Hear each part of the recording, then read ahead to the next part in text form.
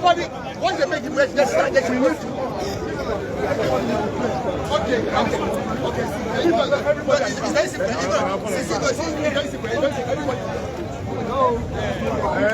Officer,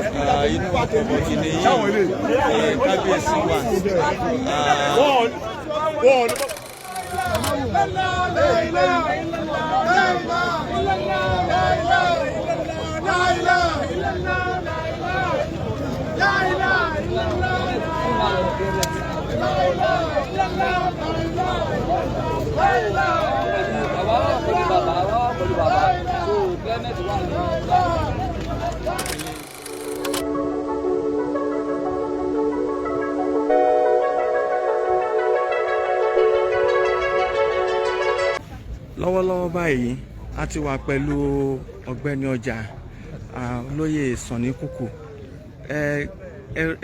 ẹ kú àtẹ̀mọ́rasà, àwọn èèyàn fẹ́ kẹ́ ẹ sọ díẹ̀ lára ohun ìkẹ́dùn fún kábíyèsí ọba Àwùjalẹ̀ tí wọ́n gbéṣẹ́ lánàá yìí. Kábíyèsí ti wàjà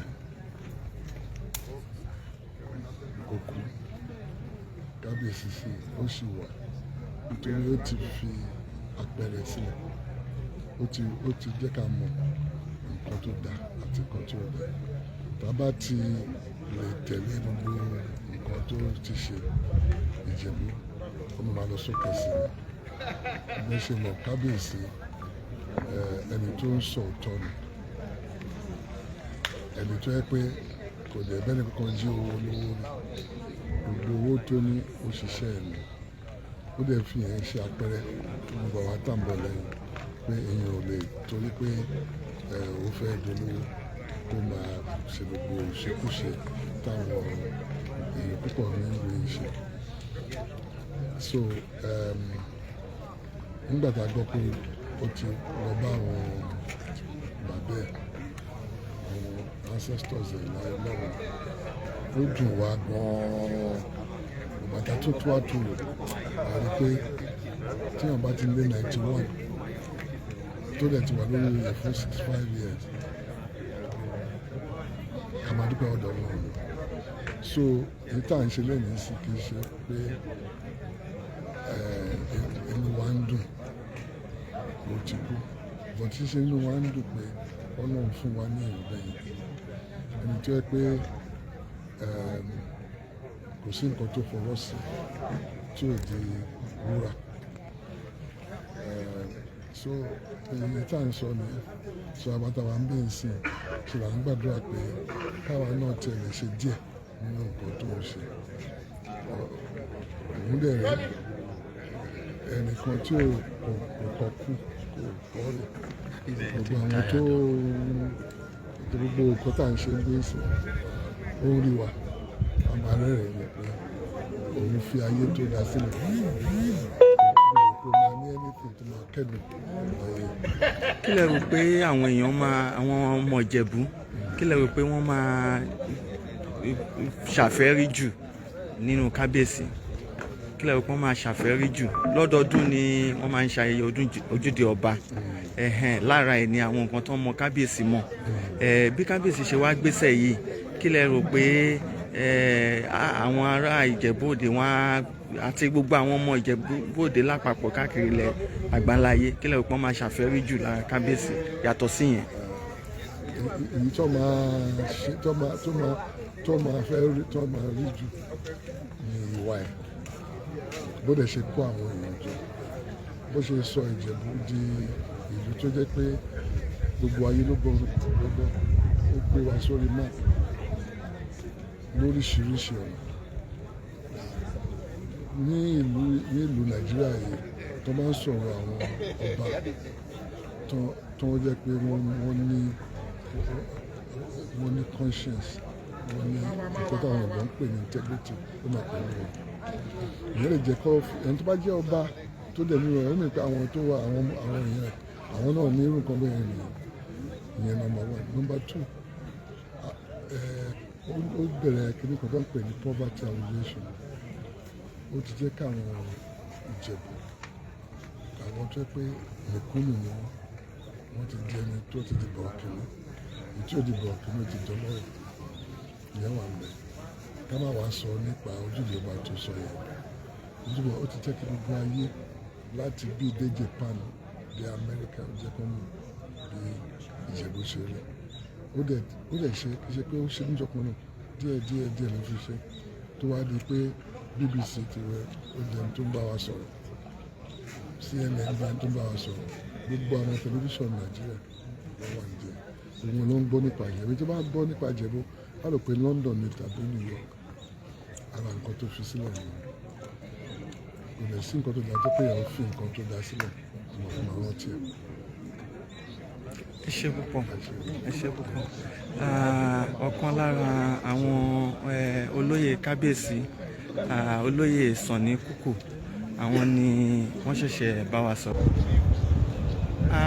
wọ́n mi ẹ̀ka sánmà ìkànnì BBC News Yorùbá ni a ti ń bá yín sọ̀rọ̀ àwọn èèyàn ń wò yín káàkiri àgbáńláyé ẹ̀yin náà pẹ̀lú àwọn tó wá darapọ̀ pẹ̀lú àwọn mọ̀lẹ́bí kábíyèsí láti kẹ́dùn pẹ̀lú wọn mo fẹ́ kẹ́ ẹ dárúkọ yín káwọn èèyàn tún lè mọ̀ yín dáadáa sí kẹ́ ẹ lè dẹ́ẹ̀dẹ́ sọ àwọn nǹkan tí ẹ máa jẹran tí nígbà tí kábíyèsí gbéṣẹ́ yìí.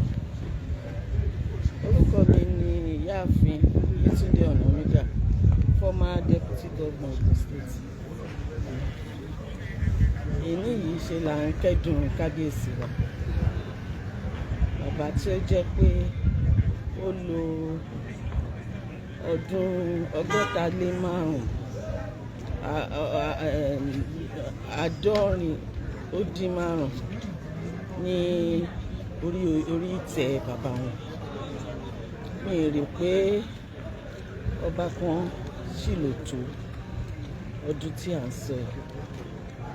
lóòótọ́ bàbá wa dàgbà ṣùgbọ́n kò sẹ́ni tí ó fẹ́ kí bàbá ẹ̀ kó lọ torí bàbá gbogbo ọmọ Ìjẹ̀bú ni bàbá wa nílé lóko a dẹ̀ ń dárò wọn nítorí náà la ṣe rí gbogbo èrò rẹpẹtẹ àwọn tó ti dé àwọn tó jẹ́ pa tó ṣe ń retí láti wá ṣe ẹ̀yẹ kẹyìn fún bàbá wa jẹ́ èèyàn kan tó jẹ́ kábíyèsí jẹ́ èèyàn kan tó jẹ́ pé ó kó gbogbo ọmọdé àti àgbà mọ́ra ní Ìjẹ̀bú wọ́n dẹ̀ ti ṣe oríṣiríṣi iṣẹ́ rere sí ilẹ̀ Ìjẹ̀bú tó jẹ́ pé lẹ́nìí yìí a máa fi máa rántí wọn a dẹ̀ sì máa fi jẹ́ pé àní jẹ́ kí àwọn iṣẹ́ tí wọ́n ṣe yìí kí ó bàjẹ́ láìláì.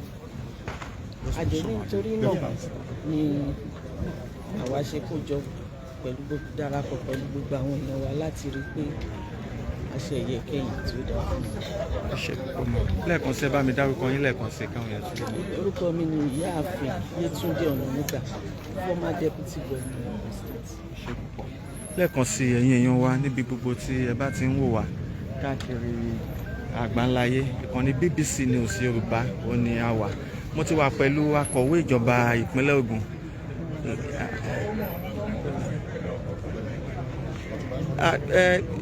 ìkànnì BBC News Yorùbá ni ẹ wà mo fẹ́ kí ẹ bá wa sọ gẹ́gẹ́ bí ẹ̀yin jẹ́ aṣojú ìjọba ìpínlẹ̀ Ògùn kí ni àwọn mèremère tí ẹ rí pé ẹ máa jẹran tí ìpínlẹ̀ Ògùn máa jẹran látara bí kábíyèsí ṣe gbéṣẹ́ yìí.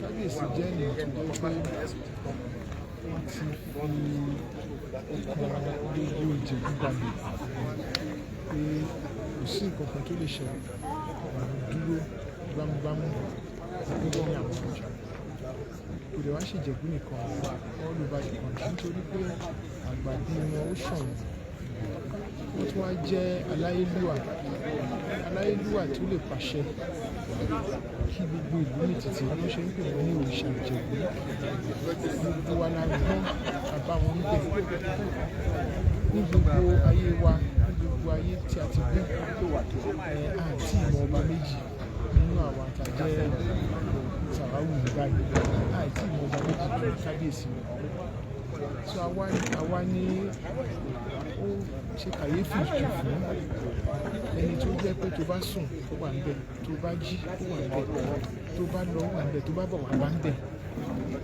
Ó lè fún wa láti fàwọnú pé kábíyèsí ti wà jù.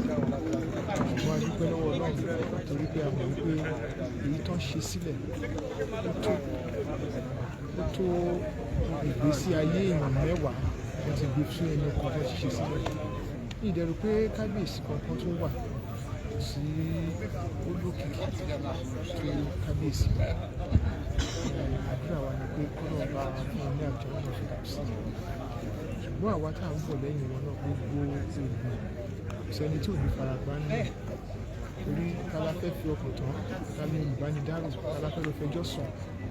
Ọlọ́run náà nínú àánú ẹ̀ fún wa nínú ẹni tó máa gbé ẹsẹ̀ lẹ́yìn tó jẹ́ pé wọ́n ṣe ṣéyìn síbẹ̀ ní bàtà ní àwọ̀ onítàn lẹ́sẹ̀ á lè tó gbé síwájú. Ìyá dúpẹ́ lọ́wọ́ náà fún ìgbésí ayé. A dúpẹ́ lọ́wọ́ náà pé wọ́n kó wa jẹ, wọ́n lè ti kó wa débi tó jẹ́ pé ẹ̀rù ìgbà ìnìbọn jẹ. A dúpẹ́ lọ́wọ́ náà. Ẹ bá a dárúkọ yín fún àwọn èèyàn àti bẹ́ẹ̀ ṣe jẹ́. Èmi jẹ́ Ọlátòkunbọ̀ akọ̀wé àgbà ìjọba orílẹ̀-èdè Pakistan.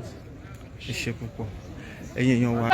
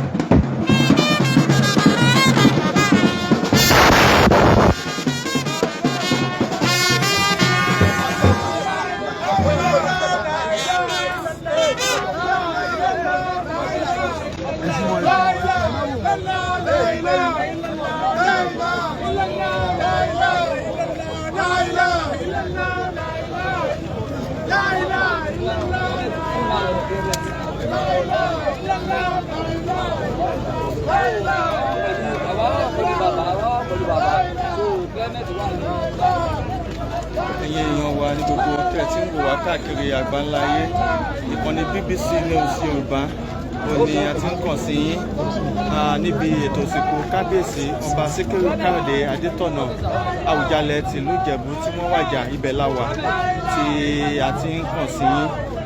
Òkú kábíyèsí náà ni ẹ̀ ń wò ní ojú ìwòran yìí Ìgbẹ̀bà láwà nílùú Ìjẹ̀bú Òde níbi ètò ìsìnkú kábíyèsí nílànà ẹ̀sìn Islam.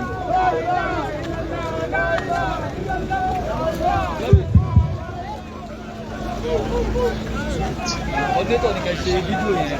Mo ti ṣe. Ẹ ti sẹ́ndẹ̀ sí wọn, ó yá ẹ lọ síwájú ẹ máa tẹ́kì fídíò ẹ pẹ̀lú everybody. Ẹ tẹ́kì fídíò ẹ sẹ́ndẹ̀ sí wọn, ẹ lọ síwájú. Yes, Mr. Man, hello.